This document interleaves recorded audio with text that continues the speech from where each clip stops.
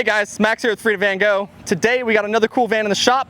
Brand new Storyteller, came in for a bunch of upgrades. Come check it out.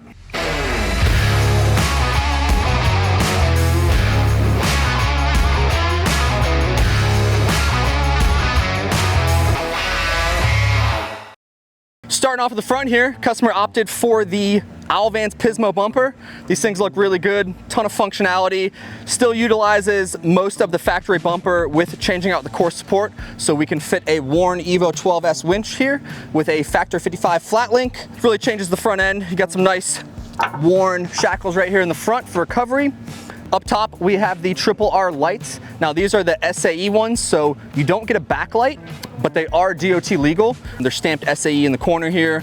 They add a good bit of light output, and you can legally run them on the road, which is cool. On the hood here, we have the Van's corner lights. You know, cool design. You get some cool little lights. You know, instead of running kind of big lights up here, that would be ditch lights. They integrated them in here, so cool design. For suspension, customer opted for the Van Compass 4.3 as well as the rally struts in the front. So ton of adjustability.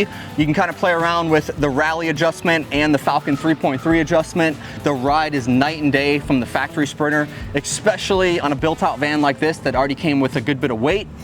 Suspension is going to be the #1 upgrade on a van like this. Up underneath, we did the S&B 45-gallon fuel tank. So we replaced the factory 24-gallon tank with the 45-gallon tank, so ton of capacity. We also paired that with the Van Compass skid plate. So, you know, the fuel tanks are plastic, the factory one's plastic, the S&B one's plastic. So the skid plate's a great idea if you're gonna take this thing out into the back roads. It doesn't take a lot to puncture a fuel tank, so a lot of protection there.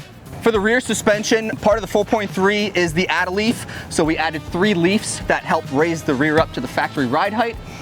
Changed out the shock with the Falcon 3.3, and we opted for the Baja brackets, which are gonna be that added peace of mind.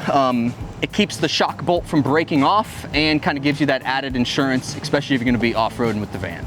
In the back here, the customer opted for the car box. This thing is massive, but it's gonna hold a bunch of skis or snowboards. We installed this on the Invader rack, got it up high enough so it won't pick up the sensors, but you know, you get to store the skis and snowboards outside the vehicle, which is huge, so a ton of storage there. So up top, we added the Baja S1s all the way around. So we got 2 on this side, kind of up underneath the awning. We got 2 on the driver's side and 2 on the rear.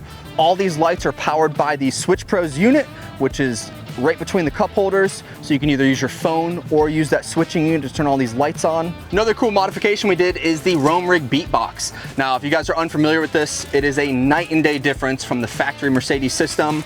The clarity is unbelievable. You get adjustable bass on the fly, and it really just sounds amazing. All right, that wraps up this build. We're excited to get this back over to the customer, get him back on the road. If you're looking to get your Storyteller built like this, reach out to us at freetovango.com, or if you're looking for some parts for your build, vanpartswarehouse.com. I'm Max, let's upgrade your adventure. Up top here, we have the Van's hood lights. They look really cool. They add a lot of horsepower. You get some more light output in the corner over here. See if anyone notices. Don't mislead our people. This redesigns air into the top and funnels it into the brake rotors for faster stopping. Cool.